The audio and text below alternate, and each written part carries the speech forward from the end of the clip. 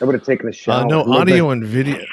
Audio and video, just so we can sort of see. I was going to ask you if you wanted me to, because with StreamYard, you can do a whole bunch of stuff. Screen share, you can play some of your video. You know what I mean? But I got you on screen, so we don't really need to go to your video, but we'll definitely plug your YouTube channel. So let's go ahead and get started. This is the Nowhere to Go But Up podcast, and I'm your host, Sean Dustin.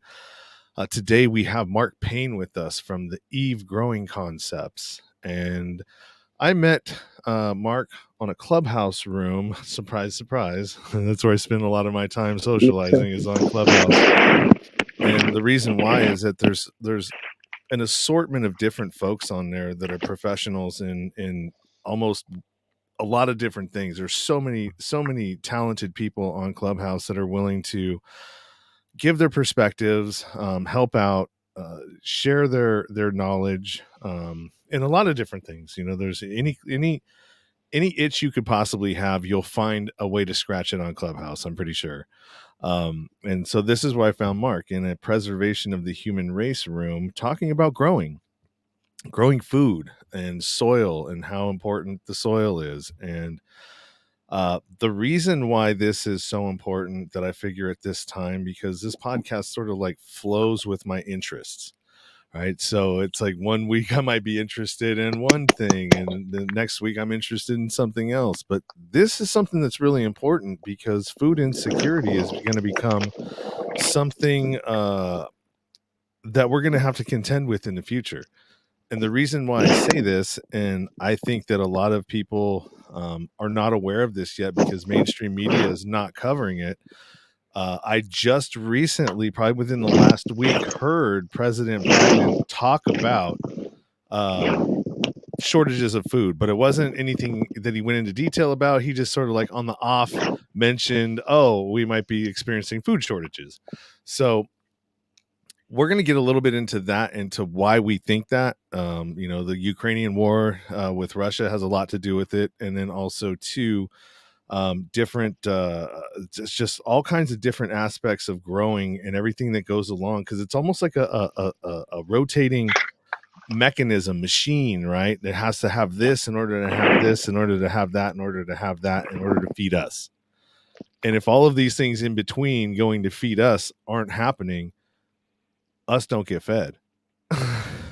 Or us don't get as much food as we would normally require. And so I just think that in the future, it's going to be a lot of learning how to do without less, or learning how to do with less, or get the same doing less, learning how to eat less, learning how to intermittent fast, learning how to do all these things that we used to have to do back in the day when food wasn't as prevalent.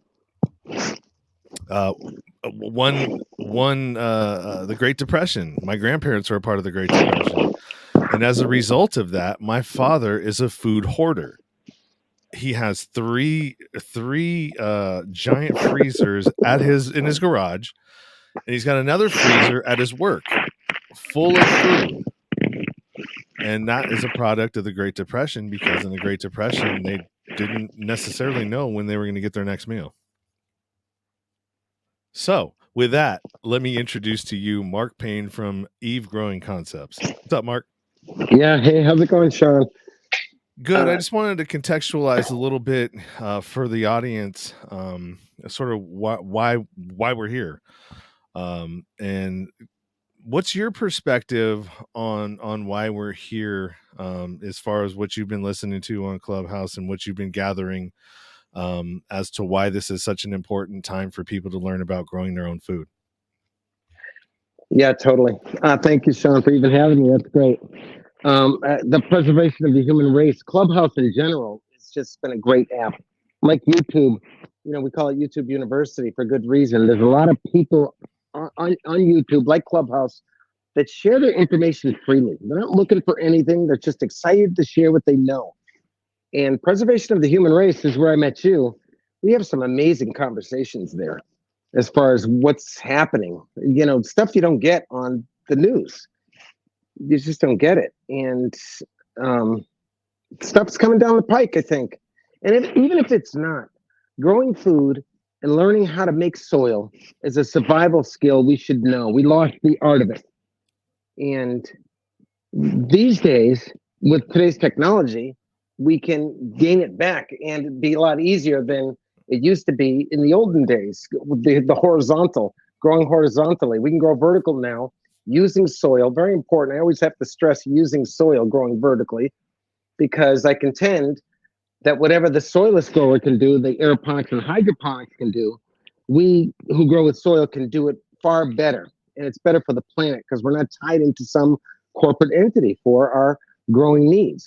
And that's important. We want to be as self-sustainable as possible. And when you know how to make soil, and it's very simple, like you were just showing me your outside composting bin, just put it in a pile, cover it with a carbon or a dry hay, leaves, it's just amazing, and I think it holds. First of all, I think it's far better than our commercial farming. You know, if I'm going too far on a tangent here, well, please let me know, No. Sean. The one thing I want you to do though for me is your audio is a little bit muffled. So is your microphone is it where's your microphone on Let's your see if I head? can't take this right off. Then let's Bluetooth off.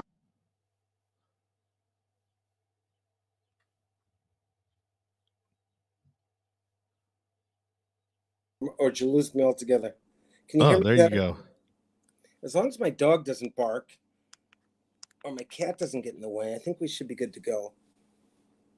And I can even raise up No, your you're down low for me. All right, is that better? Yeah, I'm hearing you better. Can you Okay, hear me better? yeah, I've got some controls here. Sorry, everybody. I just want to make sure that I get the best possible audio quality that I can for you. So Let's that's try why these Apple Buds too. Maybe they're better than the other ones.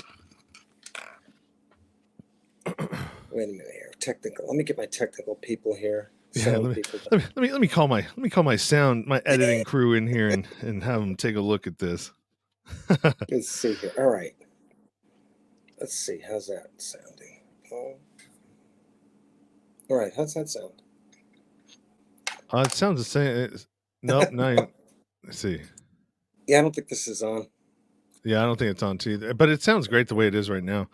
Whatever you were doing, it was just muffling because the microphone for those earbuds was scratch. You know, have you ever listened to somebody Oh, trying to right, talk on right, right. Clubhouse and All the right. microphone scratches against their whatever it is they're wearing? So every time they move their head, you hear. Yeah, right. How about now? This is an Apple kind of not. Can you hear me good now? Yeah, you're fine.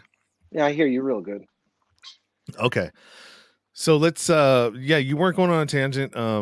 That's definitely one of the things that we want to talk about. And when you talk about the soil, you're not using soil, you're just using composted materials that you've composted yourself, right? And Yeah, essentially we're talking container growing. Like you'd think of growing in a pot. It's you want your it's all compost from my leaves outside to my all my house compost inside, which I feed to my red wigglers.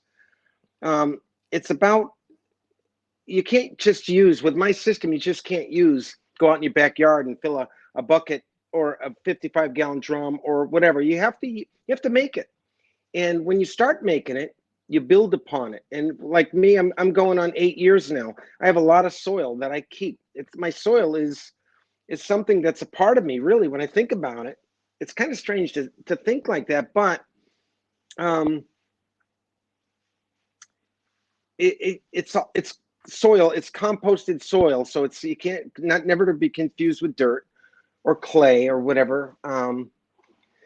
But yeah, because it's all made out of organic materials, and when we were talking before, I mean, you've even figured out a way to be able to use your own waste, which you can't just throw it in the compost pile. It has to be dealt with um, in a different way before it's added into a compost, right? And so you've figured out how to not waste anything in your system, is what I'm gathering. right, right, it's all organic, and nothing leaves our house if it's organic. It doesn't leave our house. Cardboard, paper is so important. I call it PUD, potential urban duff, and duff is another acronym, Diterius under forest floor. And it's this, get yourself a shredder, because you literally can make soil out of the stuff that comes our way every day that we send to the landfill.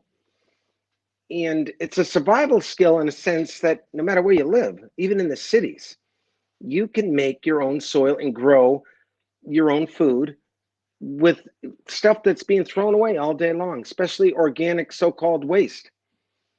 Um, it's exciting for me because it works. Uh, and I buy nothing. I need no Miracle Grow or anything. And I always call the angels of the soil the red wiggler, or worms in general. Do a and lot. so not to interrupt you, but Sure. why are worms so important? What is their function in composting? Yeah, the worms bring the biodiversity, I feel. They bring, when you have a worm bin, there's a lot of different critters in there, microbes that follow them, that treat them like, from my experience, they treat them like like gods almost. Nothing hurts these red wigglers. Mites, let's say mites, springtails, potworms, anything on the microbial world, for me, and it's gone a long time, and I have this system called vermenting, where it's a bunch of buckets. If you go on my YouTube channel, it's a different system where you pack all your organic material in a bucket, and you wait a certain time, like vermenting. This is like fermenting. This is vermenting, and you wait 8 weeks. Your stuff is turned into garden gold or worm castings with this particular system.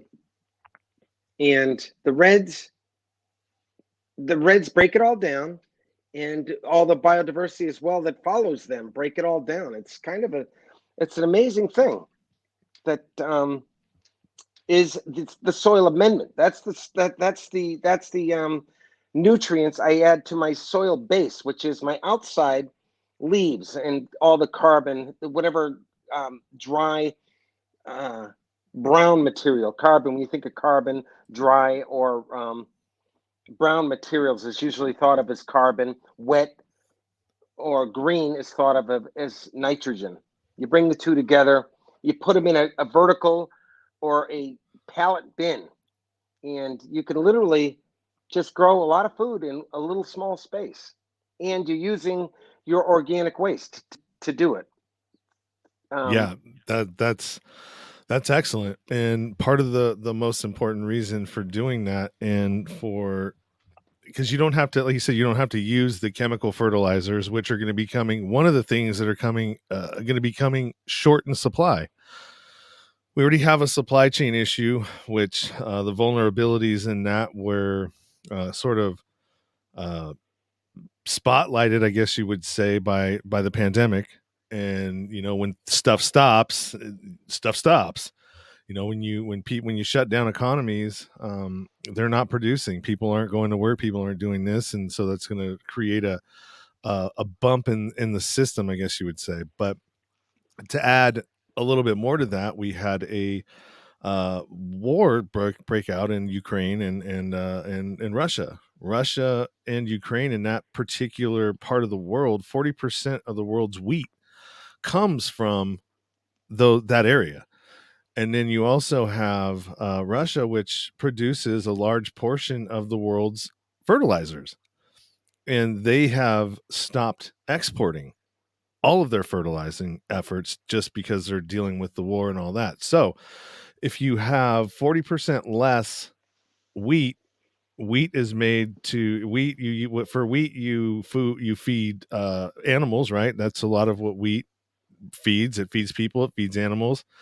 um the food, our soil has become so stripped of all of its nutrients. It's nitrogen, it's what it's what's the p, the p is potassium or Yeah, I think, yeah. NPK. What's the NPK? Nitrogen, potash, Phosphorus, potassium, phosphorus, and what's the K stand for? calcium, Yeah, calcium. yeah, maybe calcium, something like that. But anyways, our Yeah. our soils have become so stripped because we do the monocropping, and we never put other plants to rotate in there to replace some of the stuff. So they rely heavily on fertilizers. And so if we don't have any fertilizers, guess what? They're going to be growing a lot less. They're not going to be growing as much. And everybody who depends on that system is going to be suffering or go through some hardships, because we're not seeing it yet in the United States. And I don't think we're going to see it as hard as some of the third world countries. The third world countries, you're going to see a devastation and famine and death from starvation. Unfortunately, that's horrible, and there's nothing that you can do about that. Yeah, it's a bummer. It's sad. And when you think of our commercial growing practices, they're outdated, truthfully. With today's technology, and I don't know, maybe nobody knows this, but you have to think of a jungle. When you go in a jungle that's not been touched by man, and you see this lushness in a forest or something, like, how did that happen?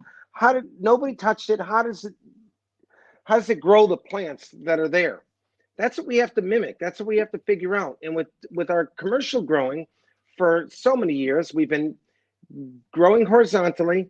We take the produce out because most people think a tomato is made for people to eat, but truthfully, the tomato plant is made to propagate itself. The tomato drops the seed and the plant falls on top of it, and it makes the soil for itself. If you left it alone, you'd have a lot of tomatoes, uh, feeding itself, essentially. Yeah. That's how we have to think about growing for ourselves. And it's hard to do that growing horizontally, because with today's practices, they take the tomatoes out. They take who knows what they do with the leftover tomato crop. They probably just throw it away. How ignorant is that? When they should be composting that. That's the biodiversity they're losing. When they talk about biodiversity being lost in our commercial farming, all that biodiversity is coming to us individually all day long in the form of every farming practice you can think of. Yeah. You know what I mean? Yeah. All the anything you throw away to go into the waste that's organic, that's a mistake. That's a missed mark. We're falling short when we throw organics away, and nobody knows what to do with them anyway. They double bag it, triple bag it so it doesn't smell. That's the heavy weight that these trucks come. They need to come every week. In my house, they could come once a month, maybe every 2 months. Yeah. Truthfully, imagine that. Think of the carbon we could save if these big heavy trucks only had to come once a month instead of once a week, right there. So and if people knew how to grow plants with this organics that as was going to the landfill is now being saved to the individual homesteads, or not just homesteads, anywhere. Community garden. I mean, this is a perfect opportunity to let's say get together in your neighborhood. You've got these neighborhoods now that are cookie cutter, right? These urban urban neighborhoods that you have a street that has, let's say, 30 houses on it, and it's just as easy as getting together and saying, hey, let's start a community garden. And you assign a vegetable or a fruit to somebody, and each person is responsible for that. You take all of your you agree that you all collect your organic materials, and you put them all together, and you do a community compost as well. So you go straight from there, instead of adding. Let me ask you this: can you add that to your already existing soil, and or do you just replace that soil with it? I mean, if you're mixing it together, it's not as strong, but it's still healthy, right? Yeah, you build upon it year after year. Like my towers, they just keep adding the worm castings and the duff or the leaf mold, that humus that everybody's trying to mimic, that everybody's buying in these box stores. This compost, they call it, but it's the humus, that rich, dark soil you get under a pile of leaves that's been resting. That's what everybody's trying to mimic. That's a Yeah, soil base. that earthy smell, that Oh my smell that God, I sounds love it. like, that smells like it doesn't stink, but it smells like Smells great. It smells like, have you ever been Earth, into a rumpus room rumpus. or a basement where the earth down there, it's like a combination of earth and space. Yeah, yeah, yeah, And when it gets damp and wet down there, it has that earthy smell. yeah, yeah. I hear what you like a rug that's been resting in a basement, maybe that you kind Yeah, of. yeah. It is kind of like that for sure, but it is, and it's amazing. The whole art of making soil. I wish we could teach it at a very young age to our children before we even teach history. Let's teach them how to make soil, how to turn our organic waste into soil. I think that's going to be the saving grace in tomorrow's world. And I, that's really kind of what brought us together, because you have this system and I have a nonprofit that's not being used, and it would go perfect in trying to educate kids and bringing your system, the vertical growing system with the buckets and everything else. So let's explain this system here that you've created. So it's a vertical growing system, but it's also mobile. So you could grow all year round. And let's say you had a house. Let's just use a house for an example, right? Because that's what most people that want to grow food maybe have a house. And you can't grow all year round because frost. If you live in an area that frost will damage your plants, kill your plants, you need to be able to move them outside and inside during that period. Also for schools, like if you were going to try and teach this is a perfect system to teach kids, and kids love to watch stuff grow. Having a child myself, I have a 4.5-year-old daughter who's almost 5, and she just did not want to eat vegetables. She didn't want to eat anything other than junk processed food. And one day last year, we decided, okay, well, let's grow a tomato plant just to see, you know. She was in part of the process, the whole process. She planted it, she watched it grow, she watered it, and when we picked it, she wanted to try it. And now she eats tomatoes by herself and doesn't even like, we'll go to the store and she'll grab a basket of tomatoes for herself, because that she's on my tomatoes, I want to eat these. So I mean, it's just amazing to watch. I mean, kids are just little sponges, man. Especially at that age, they're just so curious and they want to learn and they want to know how. Let me do it. Let me do it. I want to try. I want to try. So I mean, yeah, it's it's perfect. funny. If you put a bunch of toddlers in a room, let's say kindergartners, in a room, you had a bunch of books on one side, and you had a bunch of um, aquariums with maybe some stuff in it, whatever soil. They're going to head towards the natural world every time, and they're going to be excited about it. Um, that's kind of hands on for that for that is kind of amazing. Children would love it. I think they'd grasp it very quickly, and it's important that they do so because the way the establishments, these corporate entities are working now, it's all about money. You know, Mhm. it's going to be very hard for us to change our sanitation, who make a lot of money moving heavy weight around. That's their livelihood, right? Mhm. And if we stop that, where would they go? So we're working against that kind of thing. Even sewers, when you think of sewers, same thing. There's a lot of money in sanitation, but if everybody realized that our outputs aren't as toxic as long as you handle them right. There are pathogens and stuff, but even our toxics, our outputs hold value, immense value. At least red wigglers love the heck out of our outputs. I don't want to go down that road, but it's important. It's a Yeah, no. survival skill when you think of campers who tote around all these chemicals, campers, boaters, Mhm. and I think to myself, there's a far better way that costs you nothing, that you can handle it just as cleanly, in my opinion, just as cleanly. It's just amazing, and when all is said and done, it looks exactly like that earthy smell we were talking about. It smells and feels just like that. Takes a And little time. and the wigglers, the red wigglers that you're talking about, those are basically the filtration system for for this, right? They do all of the heavy labor in breaking down those pathogens and anything that's contained within that waste that could be toxic. They filter that out through their process and worm castings and everything else to make that now usable product. Correct? Yeah, yeah, they're amazing. You're totally correct, and they're the oldest species in the world. Like this tower here in back of me here, this is a spider plant. but it's made out of all recycled material, and it's a living underground world in there. There's all kinds of worms in there. I water from the top, I get the water from the bottom. The water at the bottom is more nutrient rich because of the biodiversity that comes from here to be used on the next watering. So those in California who have a shortage in water, it's a no-brainer in a lot of ways. And you don't the concepts are the same whether you're using a bucket, 55-gallon drum, or a pallets, or fencing. There's so many ways to do it. The principles are all the same. You want to save your irrigation. You want to take full control over all aspects of your growing, the irrigation, the soil, and the plants. And that's something you constantly build upon. It's a part of it all. I think that the fact that all of the materials that you gather for this vertical growing are all things that are thrown away. Yeah. They're all materials that you're keeping from going to the what do they call it? The landfill, yeah. The landfill. Incinerators. It's ridiculous.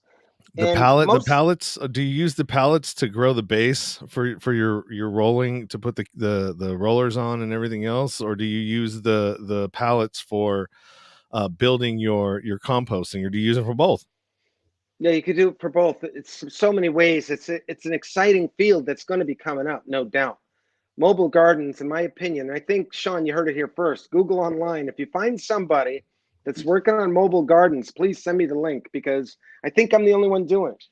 I look forward to the day when I'm walking on a university or in an inner city and a whole tower of kale comes by me heading to the farmer who's waiting, chatting in a coffee room. Oh, here comes a tower, and all they have to do is put one little thing in there and they're done with it. They water it, it comes out, and they send it back out into the sun again. That's the future of farming, in my opinion. No, and it's great that it's completely recycled water, that, you know what I mean, you can continue using that and you just add as you need. I think that's probably one of the greatest things about it, because, as far as, we're food shortage, but we're also looking at possible water shortages too, and not being as easy to get, just because of all of the different climate things that are going on. Now, I'm not going to say that, get into the whole climate change thing, you know what I mean? But the climate is always changing, as the earth is moving and tilting on its axis, the where it was cold last year, if we had a shift, it's probably going to be not as cold there, or colder in a different region. That's just kind of the way that it's worked out, for millions of years, at least the ones that we've been following and cataloging, right? Yeah, right. And then the core sampling and everything else, we know that there are times and situations, and you can get into Carl, the guy that talks about all the cataclysmic events. I can't remember. Sagan? And I don't know if it's Carl Sagan. He was been on what's his name, Joe Rogan's podcast, and I mean he's fascinating to listen to, with all the different things that have happened, from the Younger Dryas era to the Great Floods to all these different cataclysmic events that have happened in our history. Just things happen. This we're not as stable as we think we are. You know what I mean? It's just because we Totally. haven't had some of these huge events. But I mean, we're constantly being missed by asteroids every day. I mean, if you go and look at the catalog of near misses on NASA, or where they keep the information at, and I've listened to somebody go through on them, and I'm like, and give dates, and I'm like, oh my God, that happens that often. So, I mean, who knows, Yeah, we're not on a Disney ride, that's for sure. Like, many people think we're on a Disney ride and they expect the government to handle every need. One day, a catastrophe like you're talking about could happen. And if it happens, you've got to have the basic survival skills, which I think comes from making soil myself. Mhm. I think it solves a lot of the world problems. Elon Musk has this challenge. It's X challenge where he's trying to create this machine that is a carbon sequestering machine. And he's got this contest, $100 million if you win it. I'm in the contest. I'm the only one on it. I just signed it in just to see what would happen. But my solution would be, it's not going to be one machine. It's going to take all of us to live differently, learning how to work with nature rather than looking for this amazing machine that somebody has a patent on that you got to buy. I think it's going to take all of us to start thinking outside the box. And with today's technology, we have more tools at our disposal than we ever did before. And that's exciting for me. And it's a learning curve, don't get me wrong. It looks so simple. You got this tower here that's all put together. This particular tower, it's a spider plant. And I guess you can eat spider plants, but it's in this house. There's a ton of them in here. I got another one in the other one where this one came from. It's purifying the air in here. This, if you Google spider plants, I wish it was kale. That would be a better example. Something you could really eat, but supposedly you can eat these. I've never tried it, but I've heard you can. But I could put a lot of my compost in this tower alone. My house compost that I would normally throw away, I could feed to this tower here. Yeah, which no, is for sure. kind of cool. So what is it? So, I mean, at some point, because I've run this by my vice president of my nonprofit, and she's definitely, because she's involved with another nonprofit that she's the director of, and it's she's definitely interested in it, and we want to get the schematics from you of how to build this so we can do a proof of concept. That way we can roll it out and actually start working with it and seeing what it's, what I mean, how we can bring this out in an education sort of platform for schools, because she deals with a lot of inner city underprivileged families and folks like that, and within her nonprofit. So it would be interesting to sort of roll out a proof of concept to see, just like anything else, just like growing or anything that you're going to do, having some hands-on experience and what is it going to take to put this together. That way, when if you're buying into something, it's, as you're investing your time and your skills into it and you're putting this together, you see how easy it is. It's a lot easier for you to become an advocate once you know for yourself how easy or difficult something is going to be. Yeah, totally. And I'm almost at that stage, I would imagine. I've got way more than my 10,000 hours, and I've got way more. I've got so many contraptions because I was fascinated with soilless growing way back in the day. The hydroponics and the aeroponics, I was so fascinated. I made all kinds of different tools. And then I realized, I'm still tied into a corporate entity when you're thinking of the liquid fertilizers you have to use, the water that has to continuously run through it. This plant right here can literally go 2 months, this whole tower, without having to water the way it's designed, which is kind of amazing. But yet it still has the same positives that the soilless growers have, which is save your irrigation. I contend this even loses less irrigation than the hydroponics and aeroponics because it's contained, it's not constantly moving or evaporating type thing. Yeah, you don't have evaporation, which you would normally do in an open air sort of soil system. And you're right with the hydroponics, because all those nutrients have to come from some sort of a source where the fertilizer is made with chemicals. They're right back to where commercial farming is at, where they're looking for, like you talk about Russia that has control over all that. They're right back where they are. It's not sustainable, it's not a closed loop system when you have to depend on somebody else for your nutrients. And and a lot of the people who sell these systems that do indeed work, don't get me wrong, they work well. I follow a lot of people who do great jobs with hydroponics and aeroponics. But I think to myself, what inner city kid is going to have an extension cord to plug in?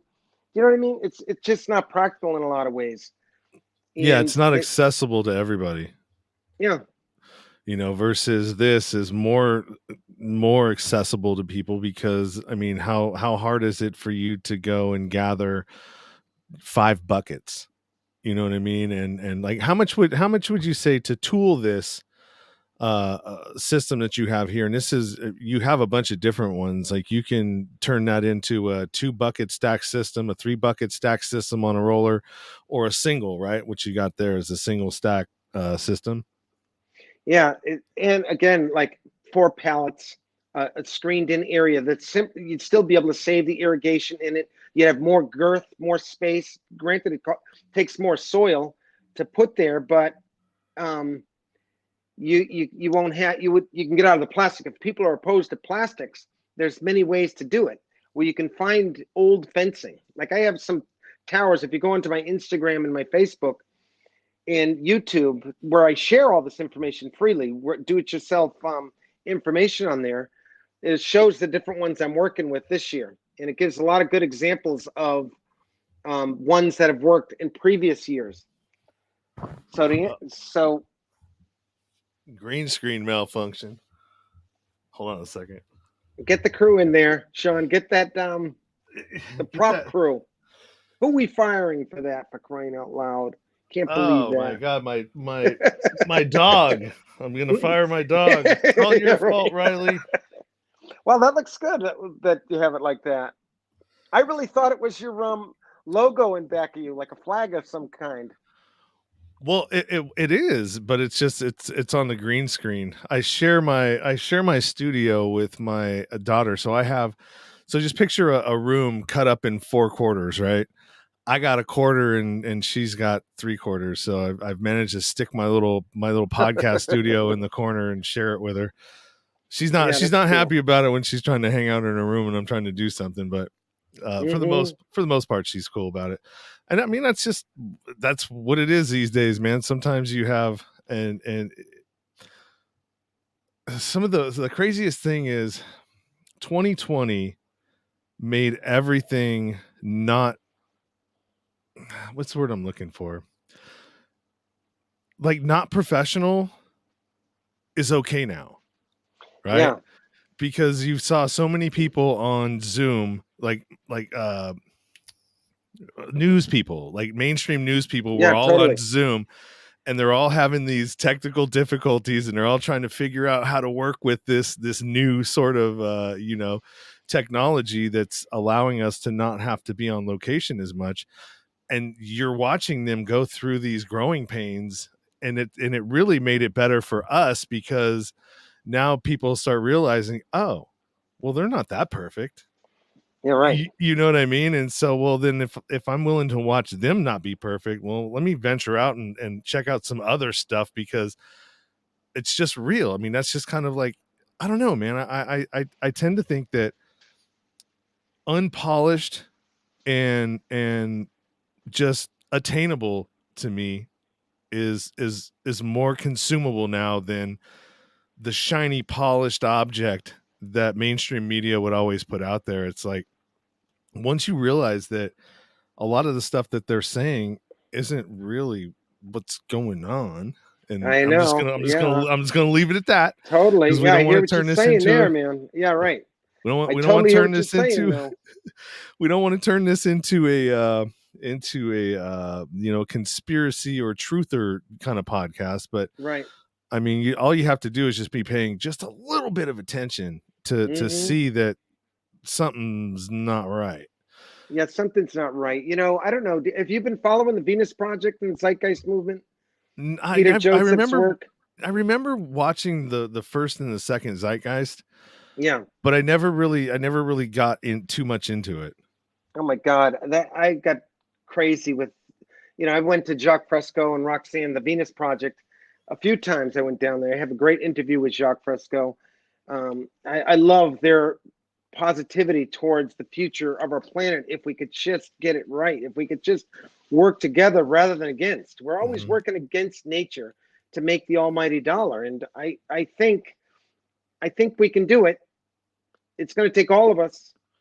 But I totally hear what you're saying with the news. I go over to my in-laws' house and I hear their news is going on, and I'm like, oh my God. And then you go to Clubhouse and you have real people who are all over the world, That's kind of amazing, right?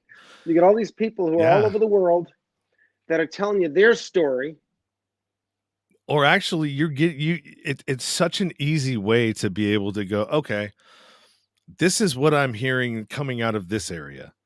Let me go on the Clubhouse and let me see if I can find a room that has people in that area that live in that area. And I mean, it's really easy. I mean, to go and find that and try to spark up a conversation with someone that's living there and ask them, hey, what are you seeing? I mean, it's really, you're cutting out the opportunity to be lied to. Really, what it is. And maybe it's not a malicious lie to not, in their eyes, but a lie is a lie.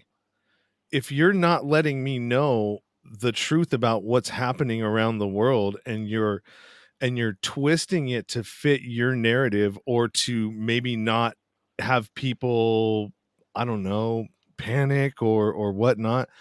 I mean, I think that's a crime too, because you should be able to give people the option to know what's going on so they can prepare.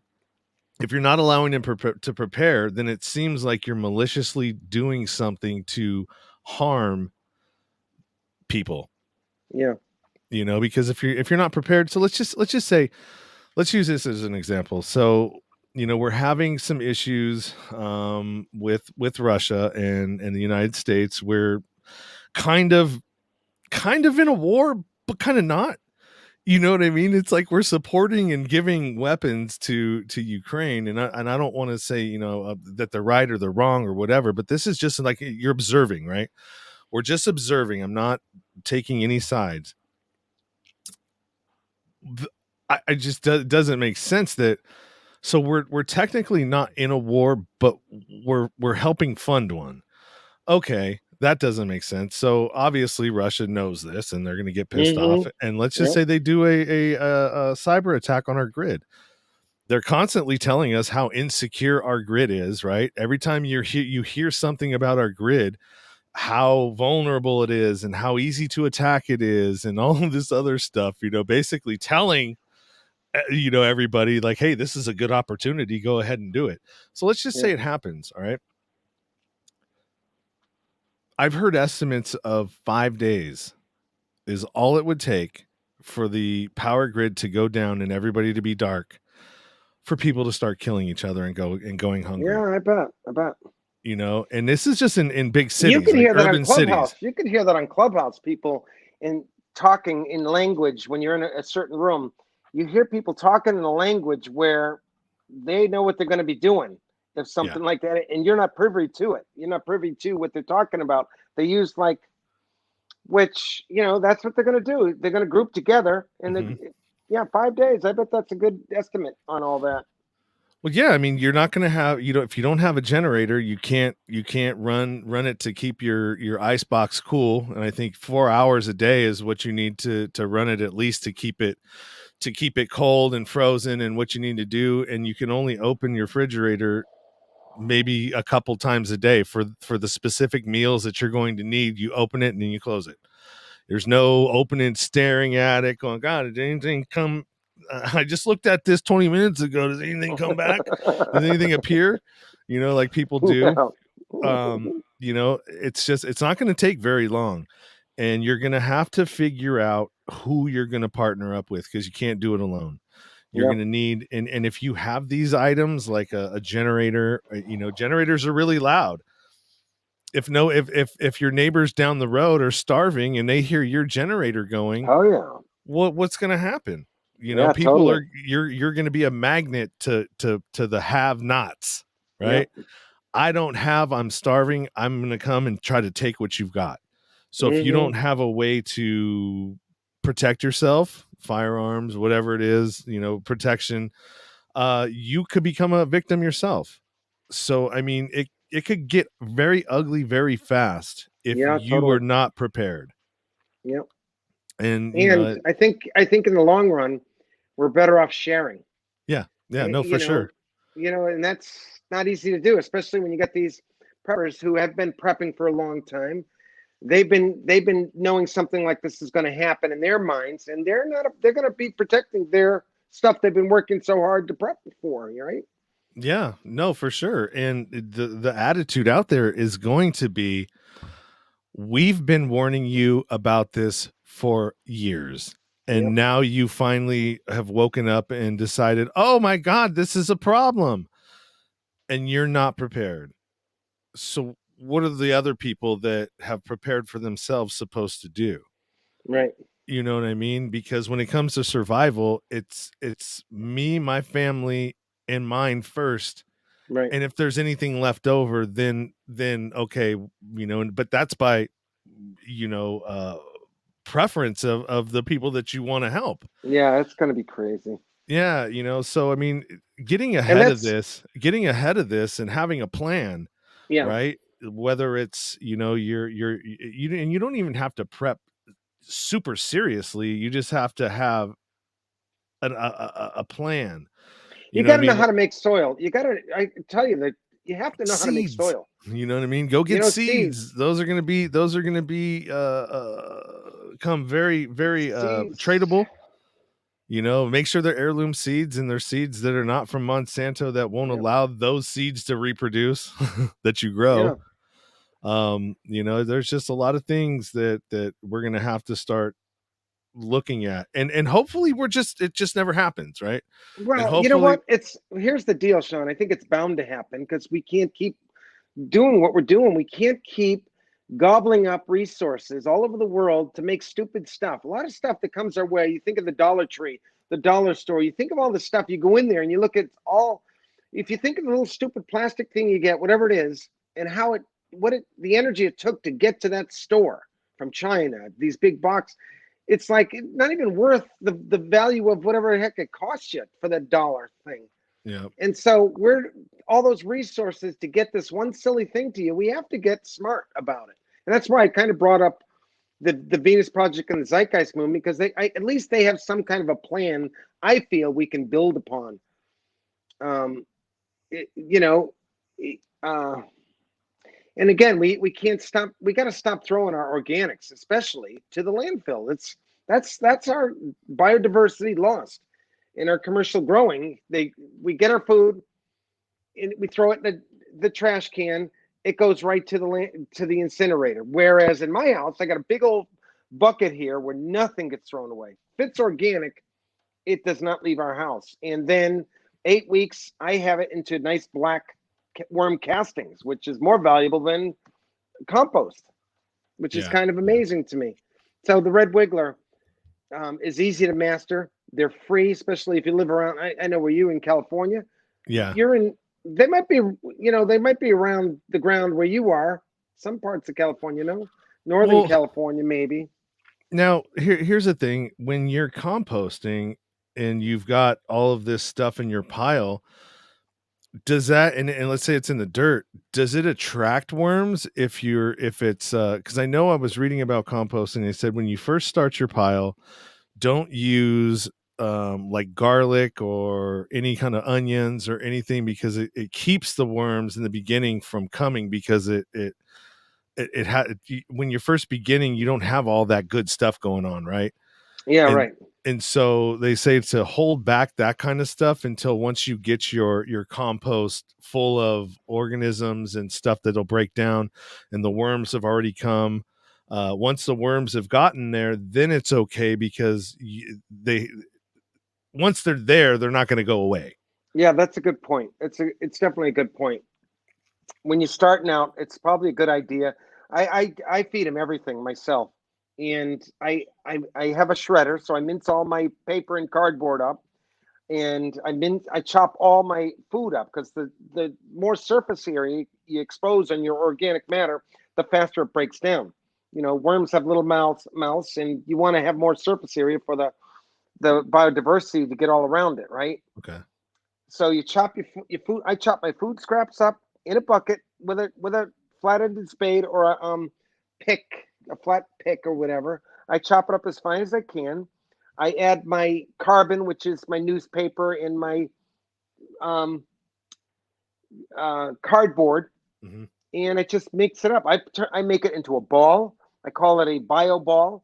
I put it in newspaper, a composting roll. You bury these rolls in your planters with a few worms. Even if you have to buy a pound of worms, and you know how to take care of them, that worm colony will grow for you. And once you master the red, you've mastered how to grow food for yourself. That's a guarantee. Now, another thing that people don't really understand or not educated about is if you have healthy soil, you don't have any of the fungus or any of the negative stuff that comes in with healthy soil, because the microbes and everything that are brought in by what you're talking about, all the worms and the castings and all of this stuff that go into making a perfect habitable soil, none of that stuff survives in it, right?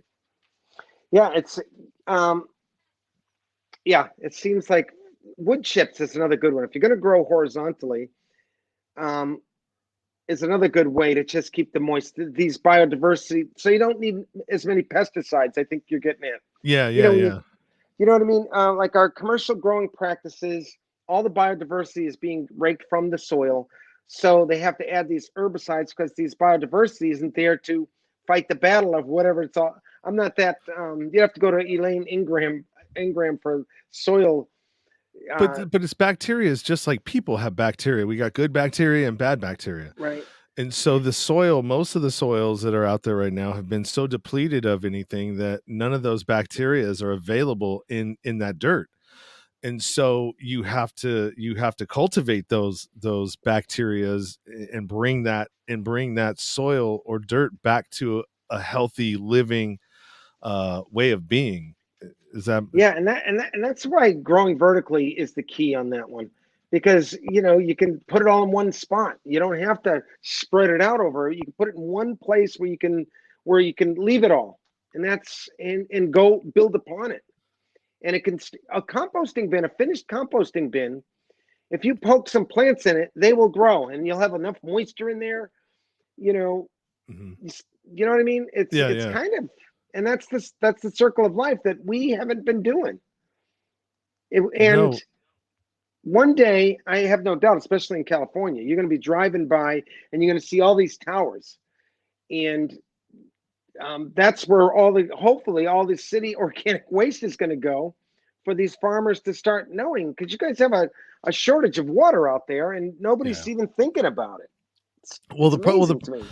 well, the problem is that it's opposite of what you would think. So you would think that Northern California would be the drier part of California, but that's not true because of the elevation.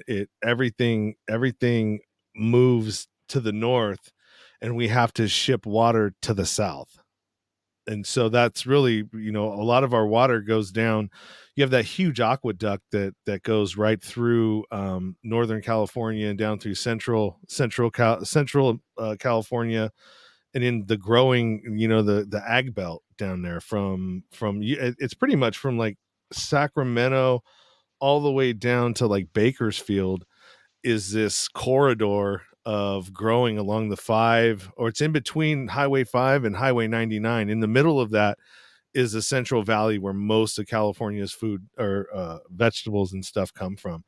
And they're having to actually, I read an article where they're having to reduce their growing space because of water and the lack of water that they're getting and the amount of money that it's starting to cost. They're cutting back in growing acreage is where they're cutting their costs. And so cutting back growing acreage means less food. Hmm. And this is happening everywhere. Yeah. And a lot of it's and it's, I cannot stress, if you're listening to this and you're tuning in, do yourself a favor, start going on and looking at the different things that are happening that we've discussed. Look at what Ukraine puts out. Look at what what is a good source that I get my information from is Ice Age Farmer on Telegram. Have you heard of him? I don't think I've heard of them. I haven't heard of them. No, I you can say go. farmer. You can also go to iceagefarmer.com. Let me make sure of that. And everything that's going on it has to do with growing. And yep, he's on iceagefarmer.com as well. And he talks about food abundance, all of that stuff. And he covers a lot of things, like when a there's been a lot of fertilizer factories that have gone up in flames and have burned down.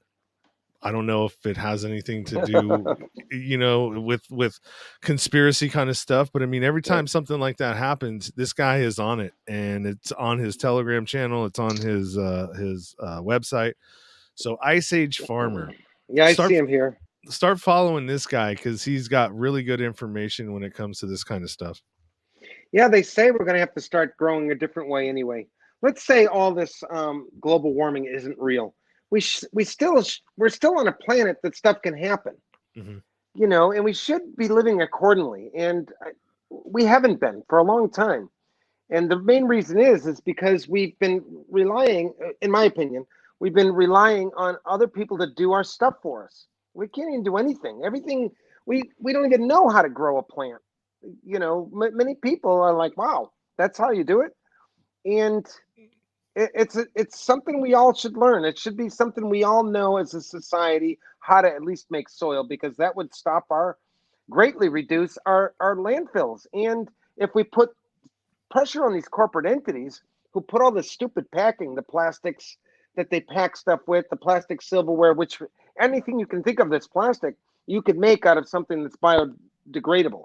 And on our end, we can compost it. And, I think of Andrew Yang when he was running for president. He talked about this universal income. Well, don't give me universal income. We earn it by composting our end, and we're saving society money by not um, having you have our dump trucks coming for us. I mean, Mm-hmm. and it's going to be important in the very near future because technological unemployment is a reality. People are losing their jobs left and right. People in California are feeling it more than anybody because you look at the Mm-hmm. homeless. The homeless are going there because it's a great place to be homeless. It's nice and warm in California. Well, we also have Silicon Valley, which a lot of these technological advances are coming out of.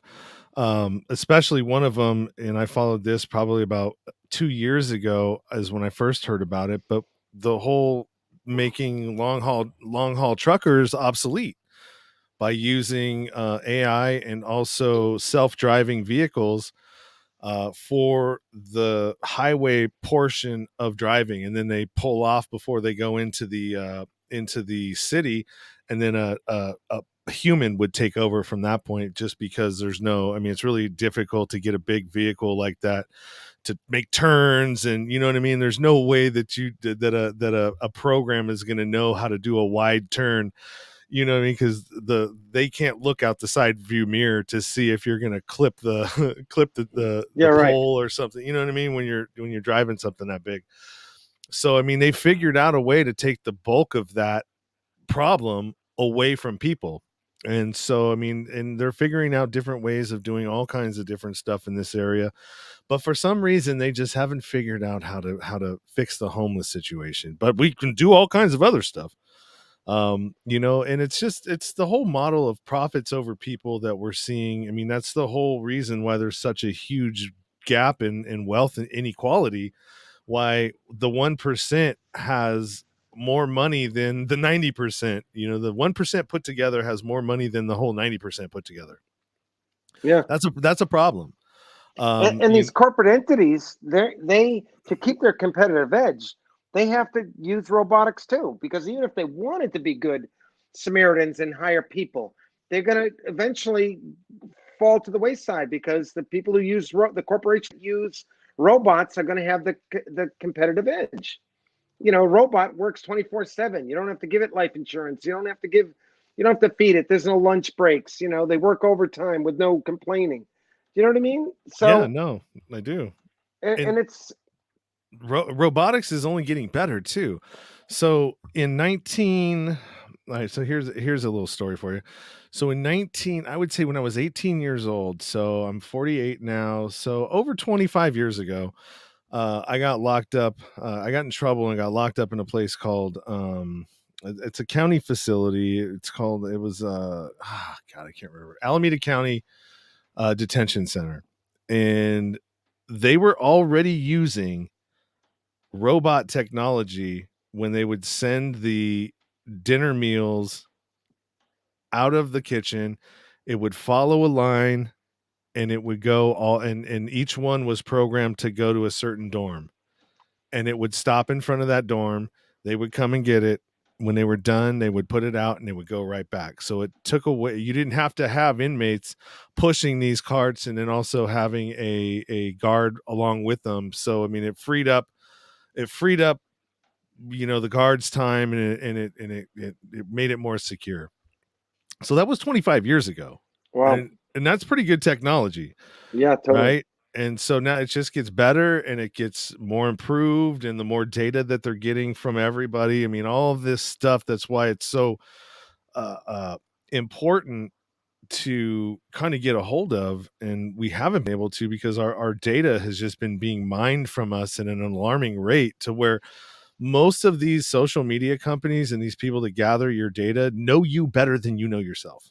Yeah, that's crazy. Yeah, It's that's scary. crazy. It's Yeah. scary. They know what your next move is going to be before you do, Yep. based on your habits and everything that you do, because we're all habitual creatures. We Yep. all figure out how to do something the most efficient way or the easiest way, and then that's our go-to. That's our auto response. We have an auto response for everything that we do. Mm-hmm. That's why we're so much like computers, and they've been trying to figure out how to make computers more like us because of how we do things. Yeah. And it's not always best for us when that comes to be, Well, because yeah. we don't want to become obsolete. No, I don't think we'll ever become obsolete, truthfully, especially there's always going to be, and I want to mechanize urban farming jobs. I want a world where you don't have to do that kind of the silly jobs, the mundane jobs that don't pay anything anyway, never pay the bills. And that's all that's what the robots are going to be doing. So then where does the person who doesn't go to college, where are they going to go to get a good life when there's no work out there? I think urban farming jobs will pick up that work. I think And that it could be possible too, but you just got to find something that can give people enough to be satisfied with what they're doing, enough satisfied with what they're making, to where they don't need a whole lot. totally. You Yeah. know what I mean? And that's not that expensive. I mean, I think, when you shrink down, like Google, I just worked on one of their newer campuses, and they added to this campus living quarters. So there's, on one of these buildings, had 6 floors, um 16 units per floor, and they were literally, there was no, it there was a bed, a place to sit, and it wasn't even that comfortable of a couch, a TV, bathroom, and the sink wasn't even in the bathroom. The sink was outside of the bathroom, and the bathroom just had a toilet and a shower. I mean, literally, you're talking maybe 200 square feet per, and that's literally all you need. I was starting to think about it. I'm like, if I was a single person, and Google, their Totally. campuses, they feed their employees. So a lot of these tech companies, they have huge kitchens in them where they feed you. They your entertainment's there, your food is there. They do everything they can to keep your ass there working. So I mean, literally, you have no needs, and especially if you were working at this campus, you don't have to worry about food. You don't have to worry about anything other than staying there. So I mean, it makes And you're total excited sense. about working, right? It Yeah. sounds like they're excited about working. And the campus, you're only there to sleep anyway for the most part, maybe clean up and go back out there again. Yep. So if the campus grounds are exciting, then I guess maybe that's the new. I mean, I don't think that's that bad. I mean, when you're having a family or something like that, that might be Yeah. a little bit of a problem. But for a young kid, I bet they'd love it. Yeah. And That's I all they think want to this. do anyway. That's all my Yeah. kids want to do is look on their iPhone all day. And I'm getting like that as well. I'm happy with an iPad and an iPhone. And if I can go on a bike ride or a hike like that, what more is there? What more Yeah. do you need? No, no, I get it. And I mean, even in my own life, I'm starting to see all these things that I have, which yeah, they're things that you have, but those things often come with maintenance, with monthly payments, with insurance, and all of this other stuff. So it's like, okay, I mean, maybe the way is, maybe this isn't the way. Maybe this mindless consumption is just a distraction from how we should be being. Yeah, totally, You know what I mean? That's totally. not the way we should be being. Because that comes with a lot of times excess and waste. Yeah. That's never accounted for and just lost. I mean, you think of my little small town, my little small street here. Everybody's got a lawnmower. Everybody's got a wood chipper. Everybody's got multiple things. Imagine if we just had one shed we could go in, sign it out, or Mark's going to mow his lawn at this time. Like a library, and things are made to last instead of planned obsolescence where they're made to be break down in a couple of years. Oh You could yeah. make a lawnmower that could last forever, truthfully. Well, But you could make a car or add something to a car where you can get 500 miles to a gallon, you know what I mean, yeah, of totally. hydrogen conversion. Yeah, There's tons of ways that you can add things to get away from the profits of others. yeah, That's really what we've been trapped into. We've been trapped into a system where we've been told how things should be and not necessarily given the right information as to, like, we don't have manuals, right? People don't come with a manual, and we need a manual because there's things that we go through as humans that we don't understand. You know what I mean? We don't understand our emotions sometimes. We don't understand projection and how that works. How we project, a lot of the times we project our own bullshit onto everybody else around us until we learn how to control our own bullshit. And that, oh, yeah, maybe I shouldn't be projecting how I feel about something onto somebody else. And you know what I mean? yeah, It's just so complex to be a person that we're not taught a lot of stuff. And especially in the financial world, we're not taught about compound interest, at yeah, least, totally. and how to be on the right side of it. Because most of us, if you don't know about it, you end up on the wrong side of it, Yeah, where it and they benefits want you somebody that else and way. not you. Yeah, it benefits them and not Yeah, you. totally. Yeah, it's always been odd that we as a government has to borrow from the Federal Reserve. That was always strange. Yeah. We're borrowing from a separate entity. Here we're the greatest nation supposedly in the world, and we're borrowing from something. It reminds me, I don't know if you watched the Game of Thrones where they had to borrow from some money country that you never really heard too much about, but they were always in control. That 1% who has the pulse of everything, you know. Yeah, the Khazarians come to mind, but that's a whole nother topic. Uh, yeah, it's just it's crazy. Everything has been inverted, and what we think is usually isn't. And it, whenever something is being rammed down your throat so hard, if you're not going to do anything else, just make a mental note and look at the opposite of what they're trying to convince you of, and you're gonna find that the opposite is more true than what they're trying to tell you. Yeah, And I'm gonna leave it at that. Because yeah, if you want to hear more conspiracy shit, check out some of the other episodes that I have, and you can hear yeah. me talk about a I'm lot of that definitely gonna. crazier stuff. Yeah, I'm good. I follow you on YouTube now. Oh well, cool. I've been So that, following you, so we're a little bit over an hour, so I know I don't want to take up any more of your time. It's you're on the East Coast, so it's about 9 o'clock where you're at right now, right? yeah, yeah. So any 901. Yeah, any last things that you want to talk about that you didn't get a chance to? Because I know that I spoke a little bit, but I'm trying to sort of direct this conversation. But I haven't had to do a whole lot of that on this, so thank you. I appreciate that. You've got a lot of information, and I definitely am looking forward to building one of these things and working this out with you, as we talked about, in trying to bring this as an educational platform to schools in my area, as well as any other way that I can help sort of propagate this system, because I do think it's going to be important, and I think that we're going to be more self-reliant coming further down in the future. Maybe not for everybody, but I think that it's going to be a trend that grows. Yeah, I think so too. My slogan these days is "Get mad, make soil," because we, the people, really have a lot of the solutions right the way we live. And it's a learning curve. And when you start saving your organics, you feel good about it. It's amazing. I got my wife in it, my kids even. Everything goes into this bucket here by the sink, even in my in-laws' place over here. And they know that nothing is off limits, and they don't know where I take it after that. They always say, what happens when if something happens to you, what am I going to do with it? And that's where the work does come in. So I don't want to make it look like it's so easy, all your organics into soil, because there is a learning curve, but you feel good about it because it's not leaving the house.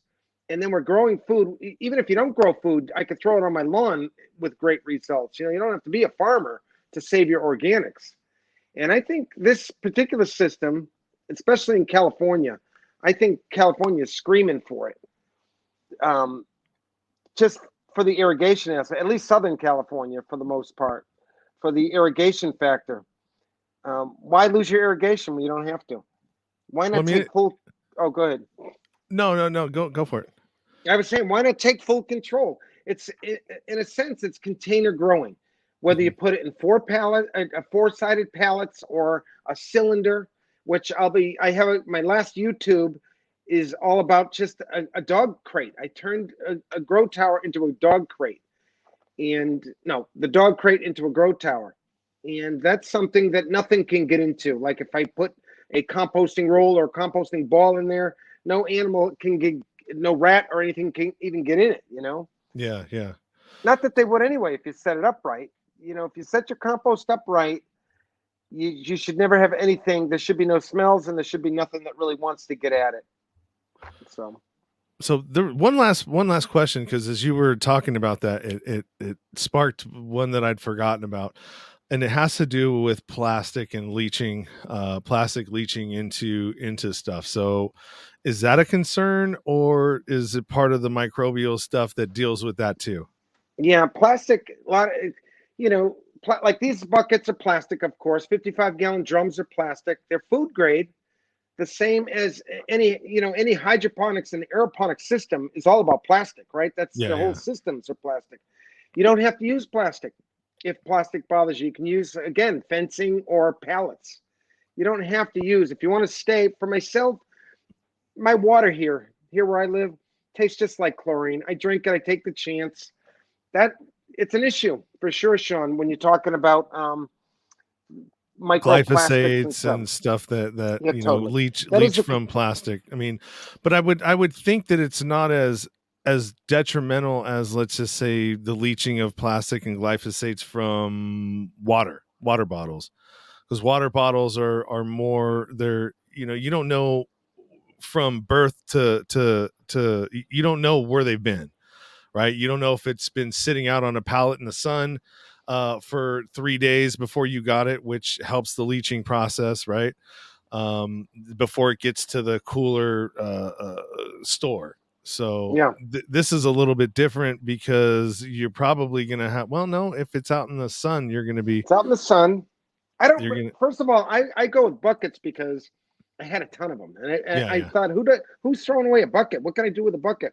Again, if I was somebody like yourself who's starting out, just a ring, a chicken wire ring, and again, I have some videos on how I turn that into the same thing this does, where you're not losing the irrigation, you're taking full control over your soil. You don't have to use buckets or 55-gallon drums. And even if you wanted to go the mobile route, you don't have to use plastic. There's ways to avoid plastic if that's a concern for people. And it's a good, you're right on about that. With plastic, it could leach into your plants. Do the roots take the plastic up? I don't know. Maybe. yeah, I mean, Right? I mean, if they're able to kill pathogens out of organic material and turn what would normally cause, what was it, what did everybody was dying, the Black Plague and cholera and all that stuff, because of human waste, in the streets and gathering. I mean, if it can knock that out, maybe it Yeah, does that's something with the that's amazing. glyphosates. because that's a good point. Because the science is there where vermiculture, worm farming, greatly reduces pathogens. I got a great book right on a PDF, like hot composting. Mhm. Vermiculture kills pathogens, and that's good news for people who live in the city and don't have room for hot composting bins. You definitely have room for a worm farm, a little a worm bin to break Yeah, down yeah. your organics. So that's kind of cool. That, and even cold composting, believe it or not, if you leave it long enough, the bad pathogens get eaten up by the good microbes. That's what this book says, and it's I don't have it. I don't. It's on my iPad. I have to look at it, but I have on my YouTube and Facebook shows. This college educated people that have tested it. I wish they'd do more testing though, because it's important. Let's stop making plastic for that stuff. Throw away bottles and stuff like that. Why can't we stop that? No, You know? I agree, and we just there are ways, but I mean, like I said, everything is a profit has a profit model to it, so Right. That's the deal. it makes it difficult, and even, I mean, you even see the homeless problem, and like this could have been solved a long time ago, but if you solve the homeless problem, then you're putting how many people that out of work, you know what I mean, that work in the homeless situation. So it's like, I don't know, man. It's almost like it's kind of like, to me, it's like it's like cancer, right? How much money is made off of cancer research and all of this stuff? How many people get employed off of researching cancer? Well, if they gave you the cure, They then wouldn't be working. there wouldn't be a Yeah. need for all of this huge industry that revolves around that sickness. I believe there's a lot of truth in that. I believe that's why we're not getting rid of it all. And that's why investors don't want to invest in free energy, because they don't have there's no capital to be gained from it. Their long-term investment isn't there in free stuff, and that's too bad.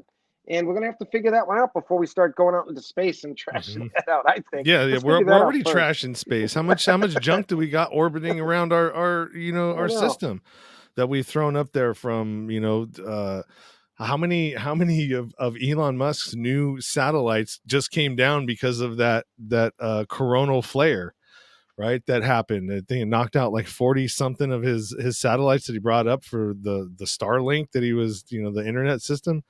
So I mean, you're right. There's no reason for us to be even thinking about moving off to Mars unless there's a reason that they're not telling us that they're needing to get off this planet for whatever reason. That's the only reason that I can think of, because we have thousands of millions of miles under the water that we don't even know about on this planet. Yeah, totally. That we could be living. Why isn't somebody figuring that out? Living under there before you go out to Mars or whatever. I'd rather live underwater than take my chances on Mars, Right? personally.